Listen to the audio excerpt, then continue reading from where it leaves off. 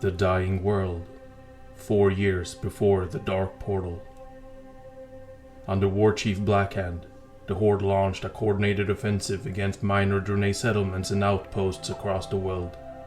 Armed with mighty siege engines and new weapons, the Orcs toppled their enemies' defenses and razed stronghold after stronghold. As these battles progressed, Draenei morale thundered. It was not the defeats alone that wore away at their spirits, but the startling revelation that the Burning Legion was influencing the Orcs.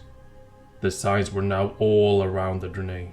Some Orcs had become warlocks, and their rampant use of fell magic was taking its toll on Draenor.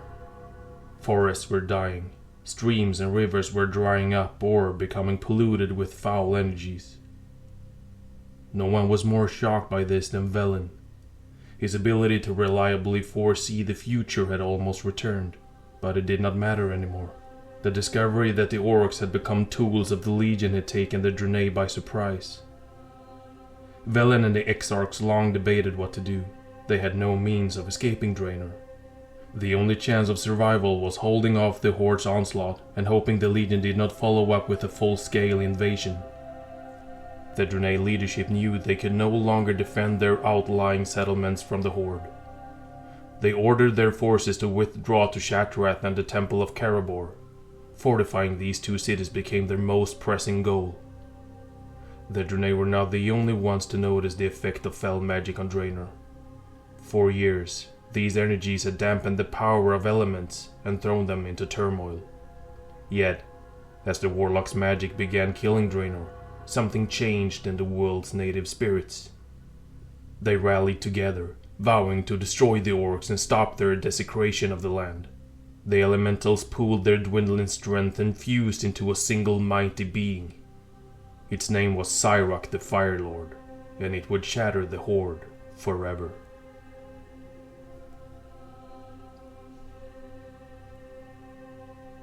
Cyrock and the Breaking of the Elements. After much of Draenor had fallen under the Orcs' control, Blackhand commanded the clans to gather near the Temple of Karabor, the spiritual heart of Draenei society. The assault would be the largest ever conducted by the Horde thus far. Blackhand believed that, by destroying Karabor, the Orcs could break the Draenei's morale. This could then make conquering the heavily fortified capital, Shattrath, all the easier. The Horde met little resistance as it approached Karabor. All seemed well as the Orcs camped near a volcano outside the temple. Then, without warning, the mountain erupted in fire. Cyrock took form in the heart of the volcano. The Fire Lord unleashed his elemental wrath on the Orcs, and a roaring firestorm swept down the mountain and tore through the Horde's ranks. Cyrock's appearance stunned and terrified the Orcs, especially former shaman. Many of them saw the attack as a sign that they had angered the elements by embracing fell magic. Gul'dan scrambled to forestall catastrophe. If the Warlocks abandoned the Horde, the Orcs would never conquer the Draenei.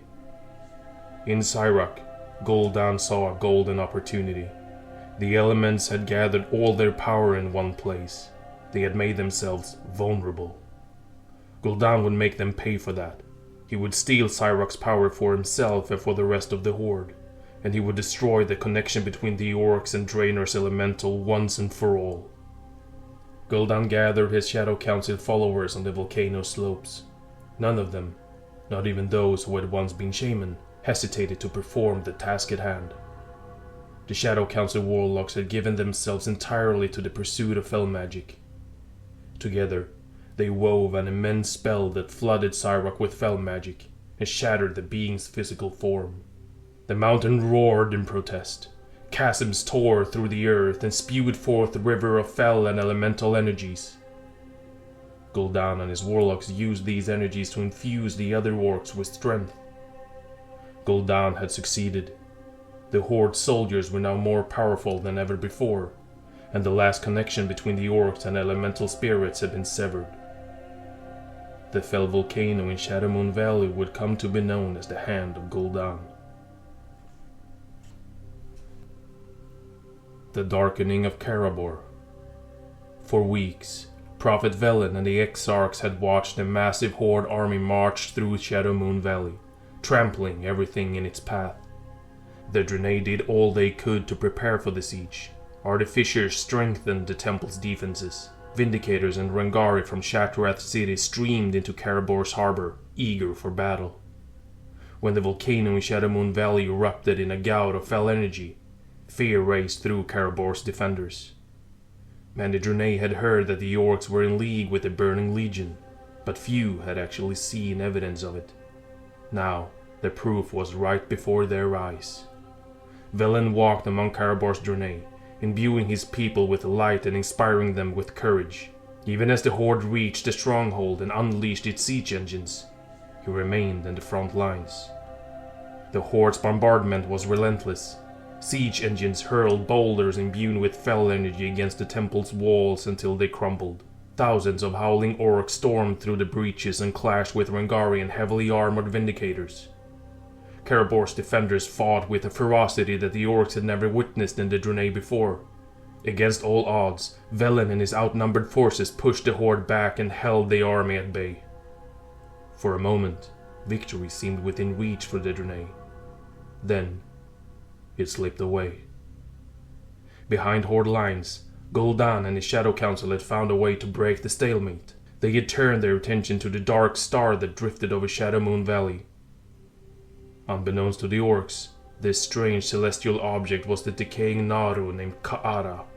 The being had succumbed to shadow, and its body exuded potent void energies. The Shadowmoon orcs had long known that the dark star pulsed with extraordinary power, and they had treated the object as sacred. For generations, the clans forbade anyone from tapping into its energies. Gul'dan and his warlocks cared little for such ancient laws. As one, the Shadow Council conducted a ritual that drew out the Dark Star's power and channeled it on Karabor. A pillar of void energies ripped through the heavens and slammed down atop the Draenei positions in the temple. Many of the defenders died instantly. Others were driven to madness by the waves of shadow magic that engulfed the city. Calling on every ounce of his willpower, Velen narrowly held the void at bay. He rallied what survivors he could, and led them on a daring escape toward Karabor's harbor.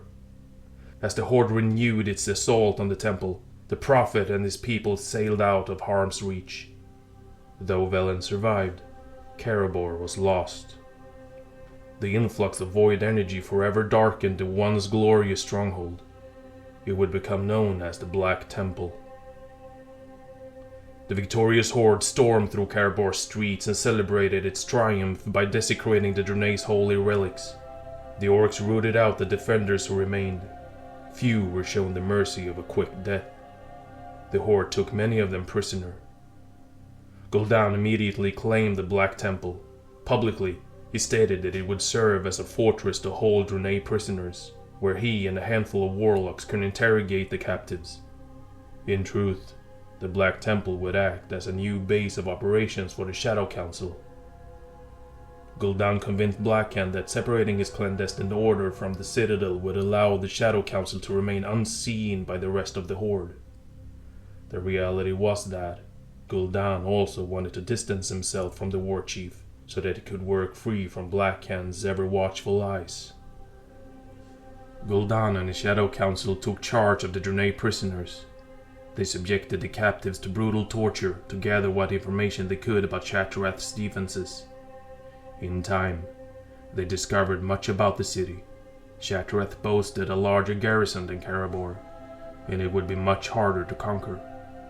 It would be the greatest challenge the Horde had ever faced.